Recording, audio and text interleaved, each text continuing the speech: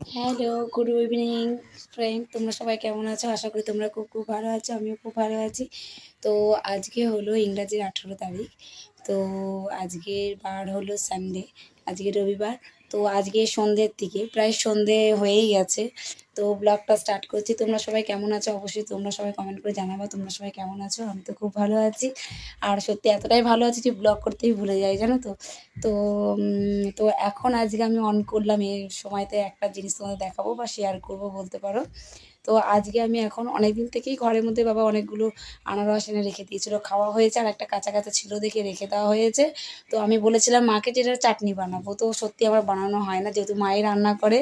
তো রান্নার আমার জায়গাতে যেতে হয় না দেখে, তো ভাবলাম বিকেলবেলাতে, তো বিকেল হয়েই গেছে এখন সন্ধে প্রায়, তাই ভাবলাম চলো আনারসের রেসিপিটা তোমাদের সঙ্গে শেয়ার করব। তো আজকে আনারসের চাটনিটা আমি প্রথম বানাবো, কখনো এর আগে বানাইনি। চলো আনারসের চাটনি করতে কী কী লাগবে সেটা তোমাদের সঙ্গে শেয়ার করি। আর তোমরা সঙ্গে থাকো, দেখতে থাকো, ভালো লাগলে অবশ্যই লাইক কমেন্ট শেয়ার করতে একদম ভুলবে না। আর চলো, আর গরম কীরকম? আমাদের এখানে গরম তো আছে, তবে অনেকটাই কম। আর আমি এমনিতেও একটুখানি এখন ঘামি বেশি, তাই জন্য আমার গরমটা সবসময়ের জন্যই বেশি লাগে। চলো তোমাদের সঙ্গে শেয়ার করি। এই দেখো, এখানে আনারসটাকে মানে আর কি কুড়ে নিয়েছি চামচ দিয়ে, বেশি বড় ছিল না, ছোটোই ছিল। আর এই দেখো আনারসটাকে এখানে এইভাবে মানে করে নিয়েছি চামচের সাহায্যে। আর এখানে কতগুলো কিশমিশ রেখেছি, আর এখানে চিনি আছে, আর তোমার আছে হলো এখানে আছে লেবু, ঠিক আছে। মানে এগুলো দিয়ে এখন স্টার্ট করবো। আর বাইরেটা দেখো এরকম, ঠিক আছে। বাইরেটা প্রায় সন্ধে হয়েই যাচ্ছে, এই দেখো সন্ধে হয়েই গেছে পুরো, ঘরটা তো পুরো অন্ধকার হয়ে আছে।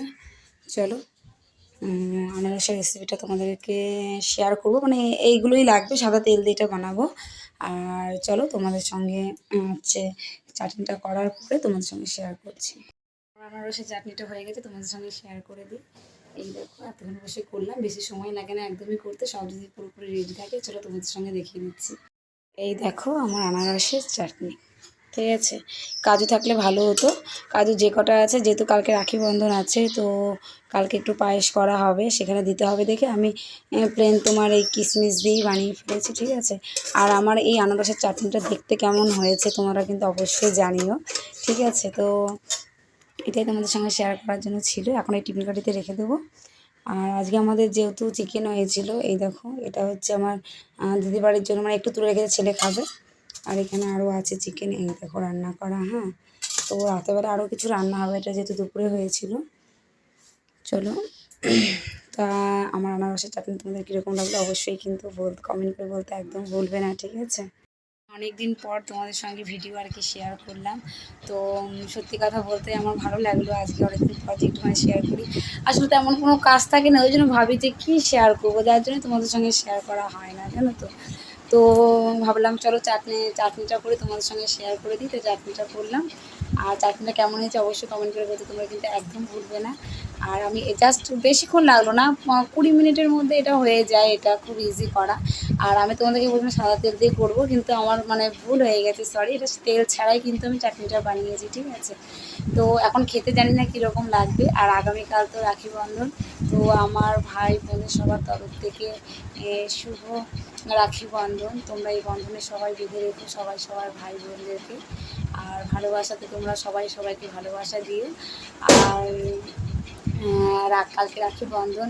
তো আমার যেহেতু মেয়ে আছে, তো আমার মেয়ে আর দিদির ছেলে আর মেয়ে দুটো আছে, তো এরা দুই বোন বা দাদাকে আর কি রাখি পরাবে সঙ্গে। অবশ্যই তোমাদের সঙ্গে এটাও শেয়ার করব।